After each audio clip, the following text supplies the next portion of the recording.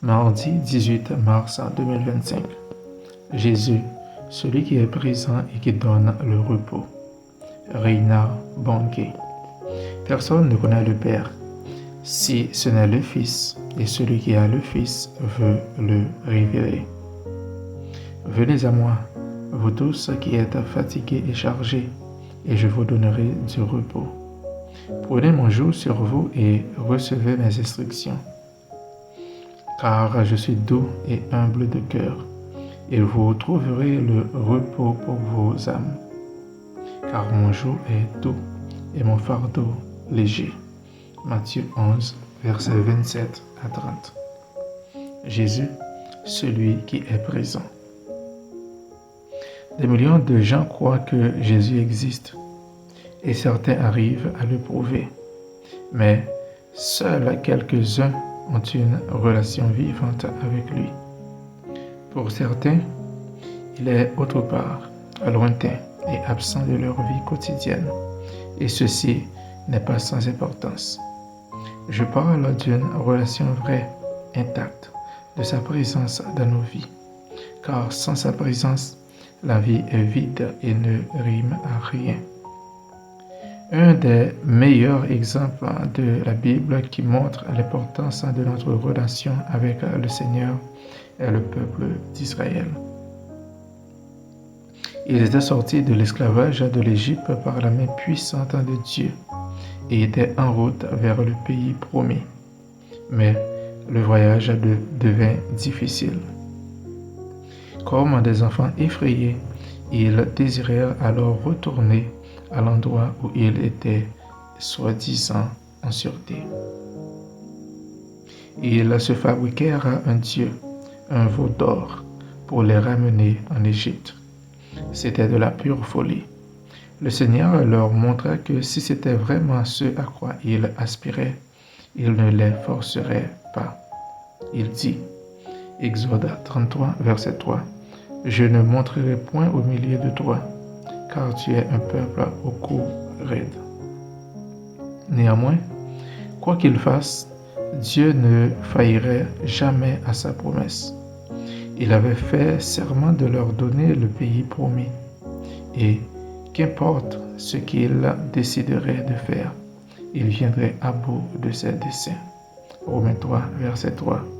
Et crois, si quelques-uns n'ont pas cru, leur incrédulité annulera-t-elle la fidélité de Dieu?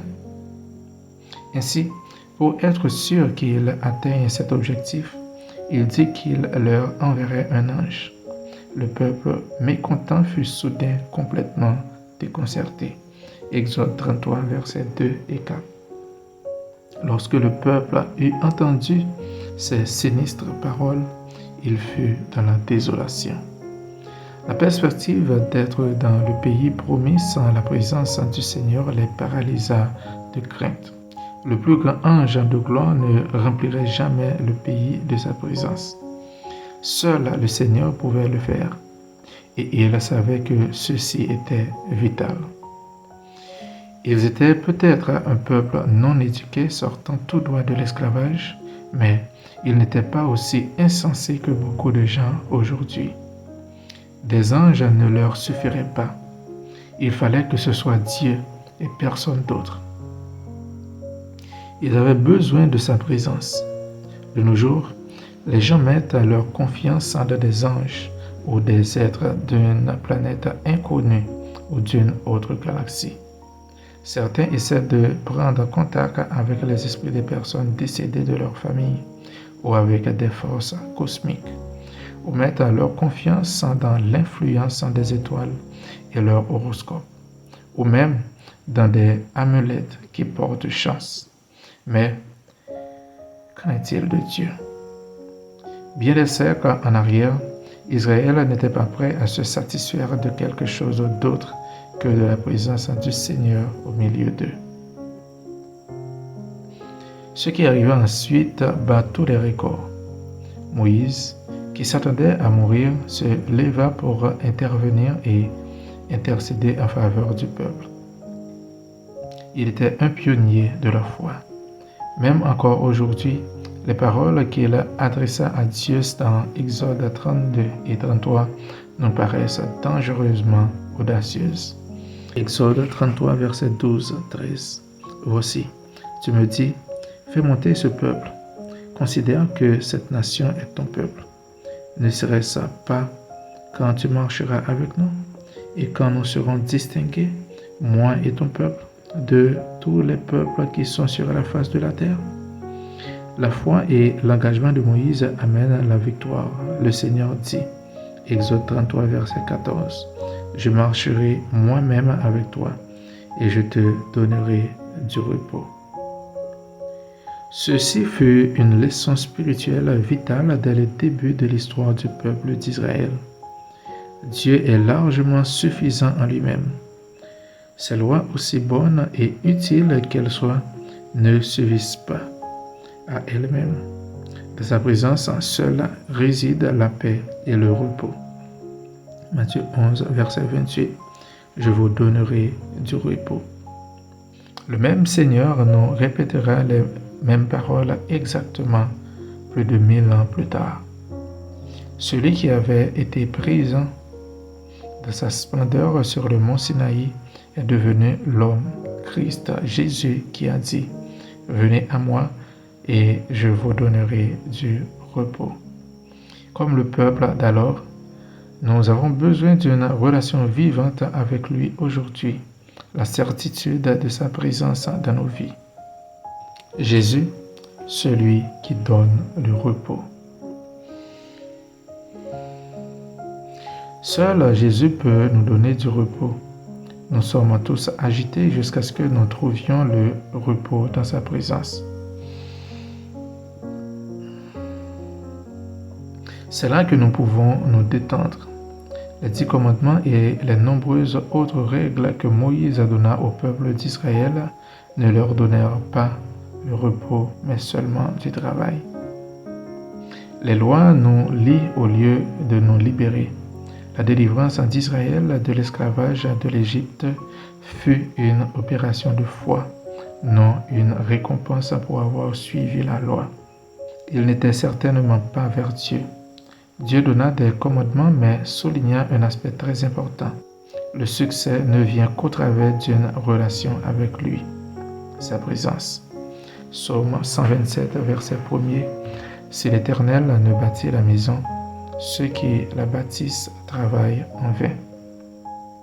L'introduction des 10 commandements est un autre rappel. Exode 20, verset 2. Je suis l'Éternel, ton Dieu, qui t'ai fait sortir du pays d'Égypte, de la maison de servitude. Il est un Dieu rempli d'amour et d'intérêt pour son peuple, et c'est pourquoi il leur donna les commandements. Ces derniers étaient seulement l'ABC de ses bons conseils pleins d'amour pour une société primitive sur Terre. Malheureusement, la société moderne d'aujourd'hui n'a pas encore appris cet ABC. Dieu lui-même aimerait être notre tout en tout. Il aimerait que nous trouvions du repos en lui, dans ce qu'il est. Voilà la leçon que nous donne l'Exode. Il s'agissait de l'œuvre de Dieu. Il la planifia et la mit à exécution. Cela ne venait pas du désir de Pharaon, de la coopération de Moïse ou de la volonté du peuple. Au contraire, Pharaon refusa de les laisser aller. Moïse voulut se retirer du projet. Le peuple n'avança que s'il était conduit. La seule bonne volonté à l'œuvre dans cette histoire était celle de Dieu lui-même. Dieu résista à la résistance de Pharaon, montra la bonne volonté lorsque le peuple obéit à contre-cœur et travailla lorsque Moïse ne voulut plus travailler. Il savait ce que serait leur bien continuel au travers des générations à venir, et son plan ne serait pas contrarié par leur père désobéissant, sans vision et au cou raide. Lorsque Moïse mourut et que Josué prit le flambeau, il dut apprendre les mêmes leçons que Moïse. À la porte du pays promis, alors qu'il s'apprêtait à conquérir ce pays, le Seigneur lui promit une seule chose. Josué 1er, verset 9. L'Éternel, ton Dieu, est avec toi dans tout ce que tu entreprendras.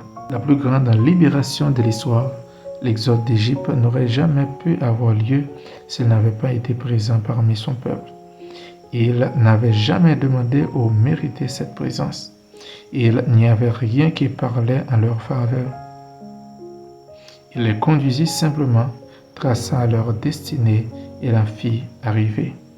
Les paroles du Seigneur à Josué ressemblaient aux paroles de Jésus lorsqu'il nous donna la mission de prêcher l'Évangile à toute créature. Matthieu 28, verset 20. Et voici, je suis avec vous tous les jours jusqu'à la fin du monde. Les chrétiens doivent être face à un monde hostile, tout comme Israël a dû conquérir un pays promis hostile. Mais quand le Seigneur nous donne cette mission, il nous donne la même garantie, sa présence. L'Église d'aujourd'hui est organisée, structurée, intelligente et prestigieuse. Et près de 2 milliards de gens se nomment chrétiens. Tout semble vaste et complexe, mais le secret et le fondement même de la foi chrétienne est la présence du Seigneur au milieu de nous. Amen.